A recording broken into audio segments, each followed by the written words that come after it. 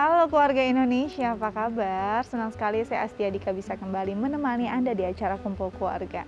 Keluarga Indonesia dalam sebuah pernikahan, kejujuran dan keterbukaan adalah hal utama yang memang harus dikedepankan. Ini adalah penting untuk bisa satu jalan, harmonis, bisa sepaham dan sevisi misi juga untuk menjalankan sebuah pernikahan dan juga rumah tangga. Tapi sebagai makhluk kita juga punya privasi. Sebenarnya perlu nggak sih privasi ini untuk tetap kita pertahankan di dalam rumah tangga? Privasi seperti apa yang lumrah dan masih boleh kita pertahankan? Ini akan kita bahas bersama psikolog kita ada Anti Jovita. Langsung kita sapa yuk.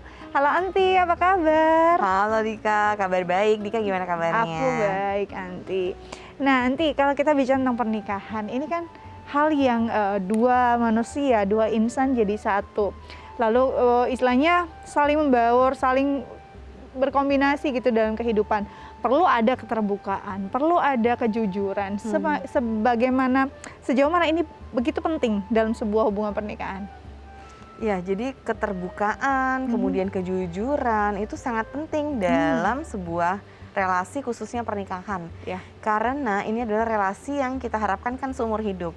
Nah, sehingga kepercayaan, rasa kejujuran dan kemudian rasa saling toleransi dan menghargai itu adalah hal yang penting. Karena apabila tidak didasari oleh rasa saling jujur, kemudian tidak didasari oleh rasa saling percaya, nah berarti yang lainnya pun akan menjadi runyam gitu, akan gampang sekali muncul konflik-konflik di dalamnya. Oke. Apa sih kategori atau batasan keterbukaan? Apakah memang ada batasan atau memang bablas saja gitu bahwa memang istri dan suami ini benar-benar harus terbuka untuk segala hal, atau memang sebenarnya perlu ada ruang-ruang tertentu yang menjadi ruang pribadi atau privasi dari kedua belah pihak? Ya. Jadi sebetulnya sebagai seorang pribadi itu kita punya hak untuk memiliki privacy, siapapun itu. Terkait dalam pernikahan ataupun di luar pernikahan, itu kita sebagai individu punya yang namanya privacy. Nah, privacy ini adalah sesuatu yang memang menjadi hak kita, yang mana kita tidak ingin diganggu oleh orang lain.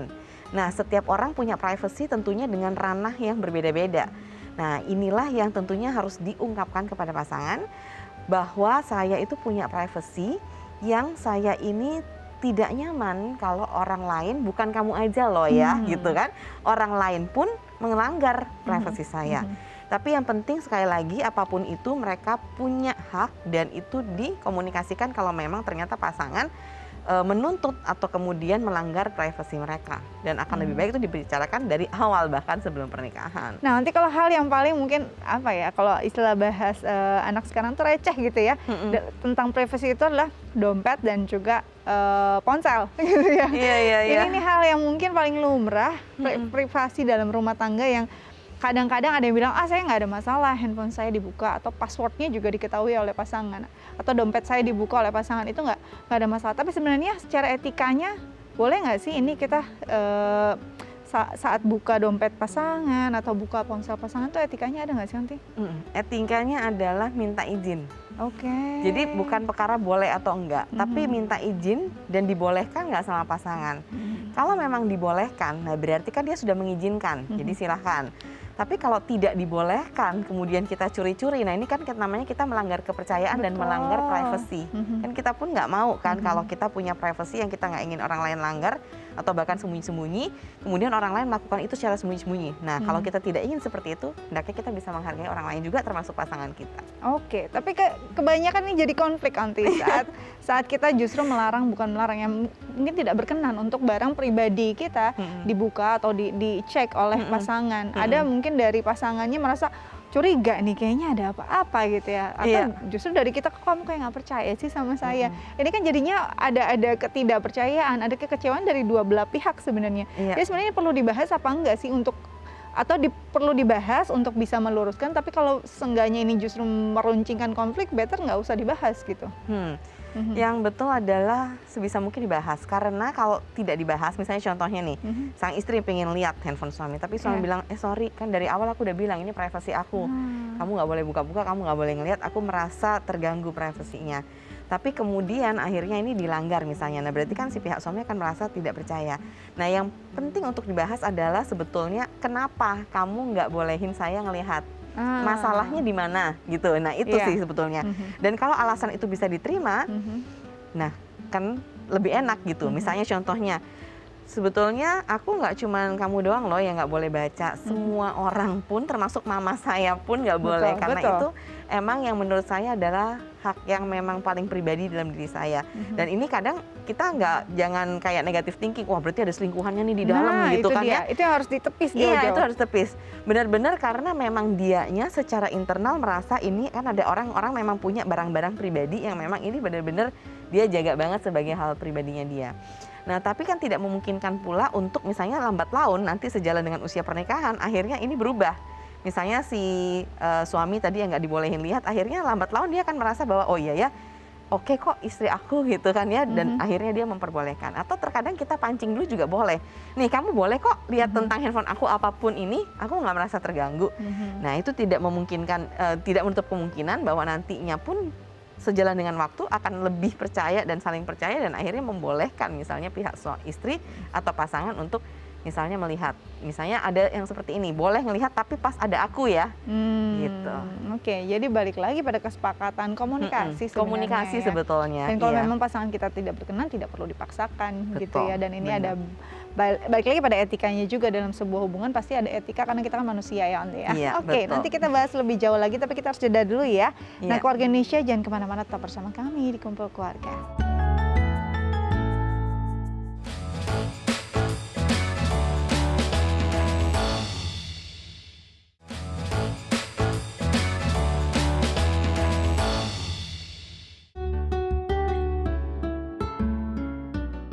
Ya, keluarga Indonesia kembali lagi di Kumpul Keluarga, masih membahas tentang privasi dalam rumah tangga. Kita akan ngobrol dengan salah satu ibu, ada Ibu Desi, langsung kita sapa ya.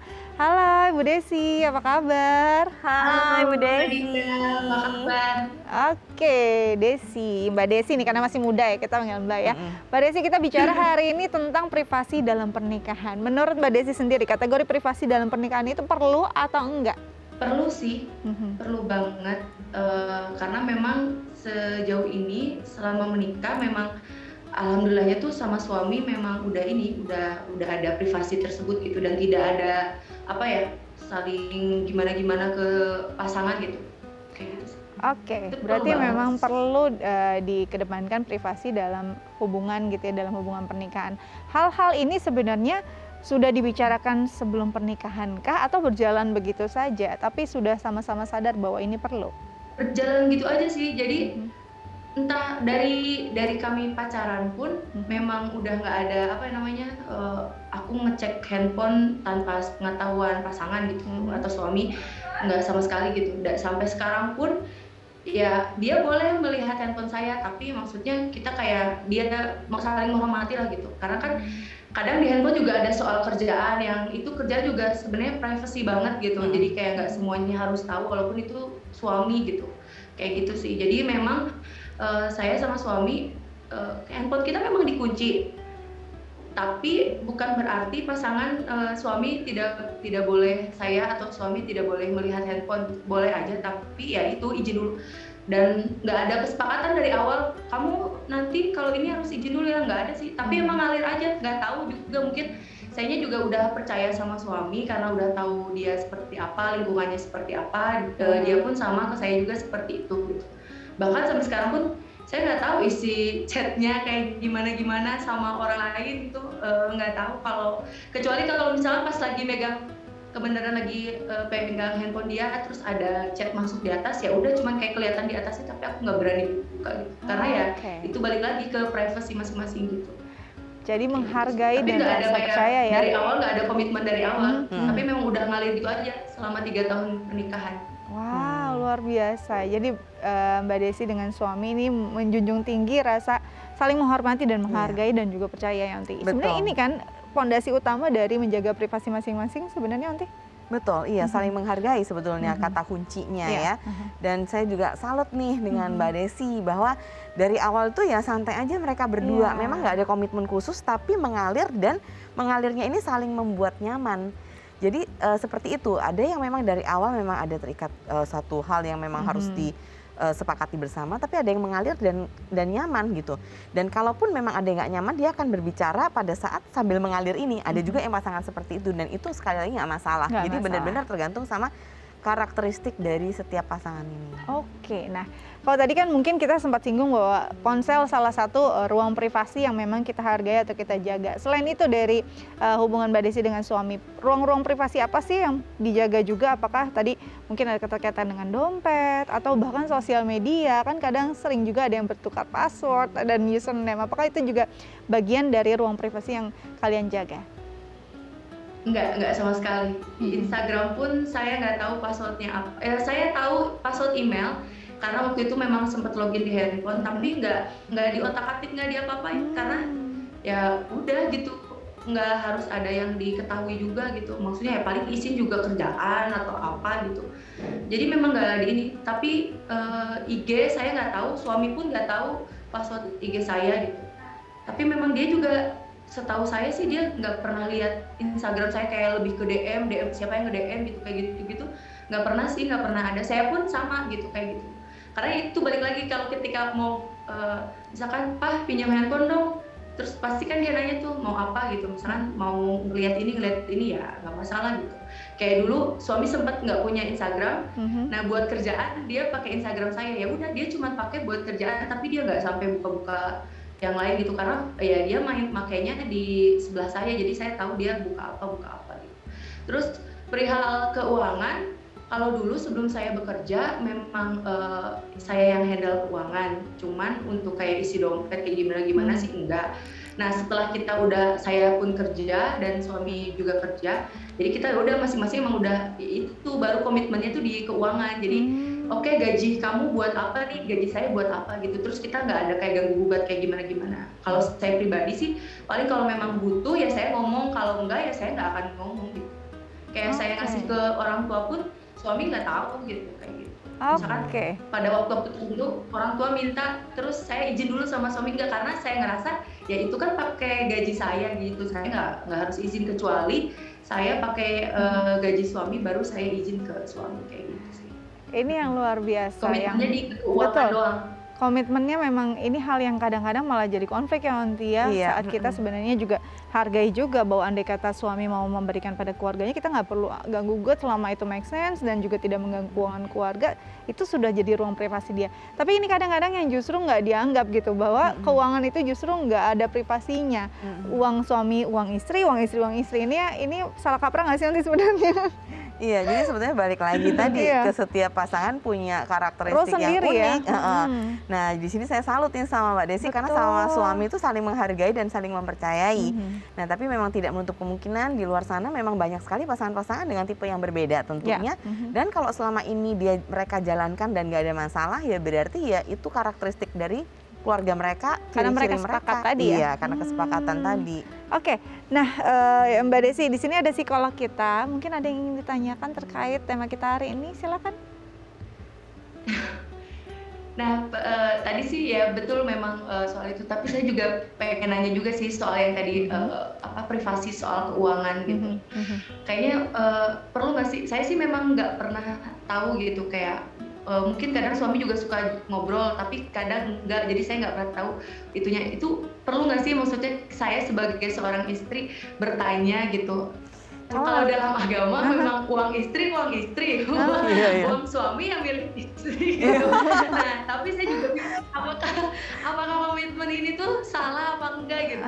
Karena sebagian kadang suka ada yang ngomong ke saya, kok kamu gitu sih Des, padahal kan maksudnya kamu berhak gitu buat tahu uang suami itu habisnya kemana gitu. Nah, sedangkan saya ya awalnya mungkin tahu pas saya tidak bekerja, tapi setelah saya bekerja saya tidak pernah mengkorek-korek sih. Jadi ketika saya sekarang udah komitmen masing-masing, boleh nggak sih sebenarnya nanya gitu ke suami lebih detailnya, dia tuh uangnya habisnya dipakai apa gitu, kayak gitu.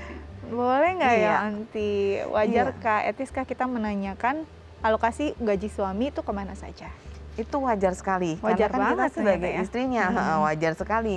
Dan tadi kalau memang kita sebagai istri pengen tahu apapun, kita nggak apa-apa banget nanya gitu. Dan memang kalau soal keuangan ya benar-benar memang hak kita sih untuk bertanya. Nah, pada saat memang bertanya, terus kemudian si suami mengatakan bahwa, oh iya, pokoknya gaji aku segini, ini yang kamu tahu, tapi misalnya kayak ada penghasilan lain lah, sampingan di luar itu yang memang aku mau sisihkan buat keluarga dan sebagainya, dan itu juga nominalnya adalah bervariasi dan kamu nggak perlu tahu, ya silahkan dihargai aja Oke. gitu. Yang penting kita sudah bertanya dan dia menjawab sejauh apa, dan itu memang adalah hak seorang istri sih untuk mengetahui. Oke, hak seorang istri dan juga menghargai jawaban Iya, dari dan suami menghargai begitu ya. jawaban suami, betul. Oke, kira-kira seperti itu Mbak Desi. Mudah-mudahan bisa terpecahkan ya. Iya. Makasih. Oke, terima kasih Ya, banyak loh makasih sudah ya. berbagi bersama kami. Dan nanyanya kayak gimana soal uang. Takutnya jadi soal. Takut salah ya, saya takut bisa jadi meruncing juga jadi konflik Iya, gitu ya. Betul. Oke, Heeh. oke. Iya betul. Terima kasih banyak ya sudah berbagi bersama kami di Kumpul Iya, Keluarga. terima kasih. Tetap jaga kesehatan. Sampai jumpa. Sampai jumpa, Mbak Desi.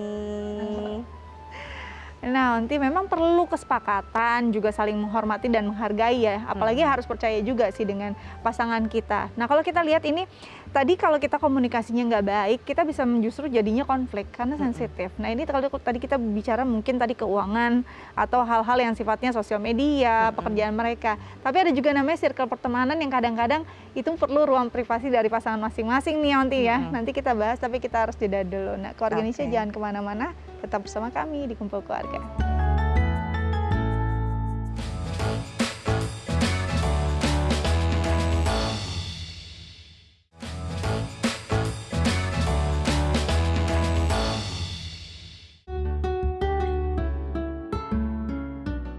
Ya, Keluarga Indonesia kembali lagi di Kumpul Keluarga, masih membahas tentang privasi dalam rumah tangga. Perlu nggak sih? Sejauh mana sih kita harus menjaganya? Nah, Onti tadi kita bicara tentang privasi dengan Mbak Desi, ternyata justru yang menjadi isunya dia adalah keuangan gitu ya. Iya. Etis nggak sih kalau kita bicara tentang keuangan ini, menanyakan gaji suami kemana saja, alokasinya. Nah, kalau bicara tentang hal lain, mungkin tadi ada pekerjaan, ada hubungan sosialnya dia. Nah, bicara hubungan sosial ini ada pertemanan nih. Kadang-kadang kita juga suka merasa terusik dengan pertemanan pasangan kita. Misalnya kita merasa nggak kurang suka deh dengan teman yang ini, tapi toh dia nyaman gitu. Sebenarnya itu lumrah nggak sih kita merasakan itu, dan bagaimana kita mengomunikasikannya kalau ada rasanya nggak kurang nyaman gitu?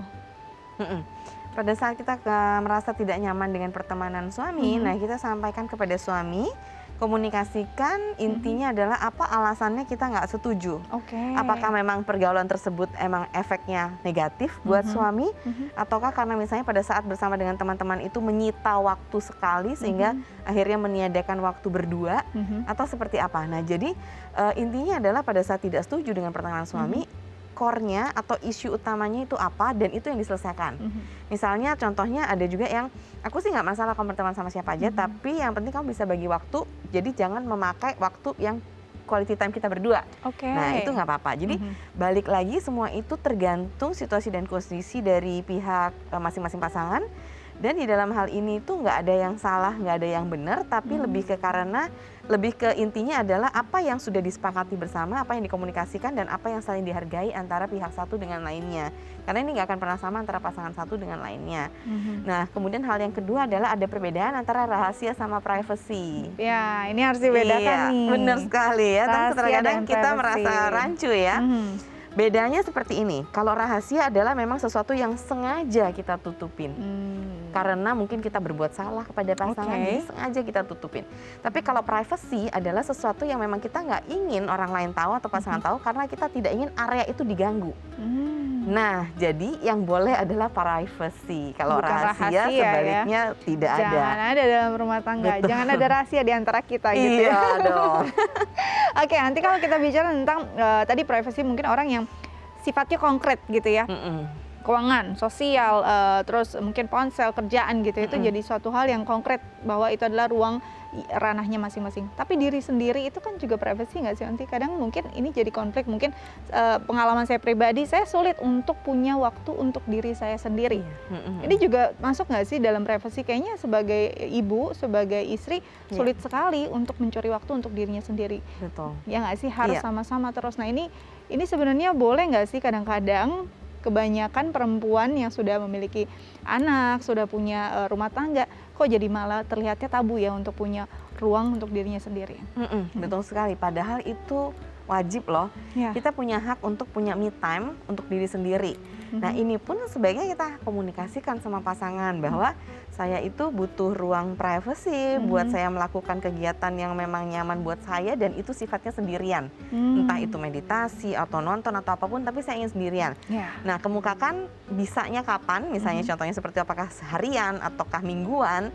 Terus kemudian pada saat kita lagi me time sama diri kita, berarti kalau kita ada anak berarti kan si suami itu harus take care Membantu, anak ya. gitu, membantu pada saat memang kita lagi me time. Nah begitu juga sebaliknya, kalau suami lagi me time kemudian melakukan hobinya, misalnya mau ngebola sama temennya atau apa, ya berarti kita yang mengambil alih, misalnya menemani anak, kemudian mengurus rumah tangga dan sebagainya. Jadi balik-baliknya lagi itu memang sangat diharuskan bagi setiap individu mempunyai me time atau privacy buat dirinya sendiri, tapi sekali lagi harus dikomunikasikan dan kemudian dicari jawabannya bersama. Dan alasan juga harus make sense ya, harus Iya. tepat juga ya.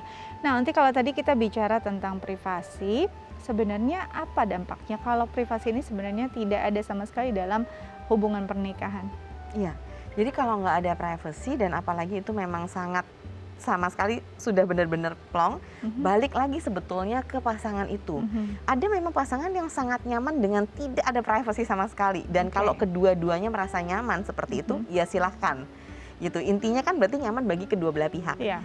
Ada yang seperti itu, jadi nggak masalah. Tapi kalau misalnya yang satu merasa bahwa saya kok nggak ada privacy sama sekali, yang satu bilang, oh nggak bisa, kamu tetap harus kasih tahu sama saya dan sebagainya. Nah ini yang jadi masalah kan, jadi menjadi konflik. Nah apabila ini terjadi, maka akibatnya adalah satu, akan menimbulkan konflik di dalam hubungan pasangan itu sendiri. Yang kedua, kita pun jadi merasa bahwa kita tidak dihargai sama pasangan. Kemudian kita tidak ada ruang untuk diri kita sendiri, dan akhirnya bisa jadi kita tadi kecewa sama pasangan dan akhirnya hubungannya memburuk. Itu Memungkinkan nggak sih menumbuhkan kejenuhan dalam sebuah hubungan kalau memang ruang privasinya nggak ada? oh mungkin sekali ada yang namanya burnout dalam hubungan pasangan. Oke. Gitu ya, burnout, fatigue atau kelelahan karena memang terlalu dibombardir dengan hal-hal yang memang melanggar privasi, itu terjadi. Dan pada saat itu terjadi memang dibutuhkan konselor pernikahan. Jadi jangan sungkan untuk memang mengambil pihak kedua. Dalam hal ini adalah konseling pada saat memang kita sebagai pasangan ataupun keluarga merasa ada hal yang perlu dibenahi dari diri kita berdua gitu. Dibenahi dalam arti kita membutuhkan pandangan dari orang lain yang lebih berpengalaman untuk melihat ini secara netral dan tidak berpihak pada salah satu pasangan. Oke, jadi memang perlu ada orang lain di tengah-tengah yang melihat kondisi ini netral, tidak berpihak, jadi dua-duanya win-win gitu ya? Betul sekali. Merasa divalidasi. Oke, Anti terima kasih banyak loh sudah berbagi bersama kami di Kumpul Keluarga. Tetap jaga kesehatan ya, agar bisa terus berbagi inspirasi untuk keluarga Indonesia di rumah. Terima kasih. Oke, keluarga Indonesia, semoga ini bisa jadi pencerahan untuk hubungan kita bersama pasangan di rumah ya. Saya Astia Dika pamit undur diri. Jangan lupa untuk selalu menerapkan protokol kesehatan 5M. Sampai jumpa.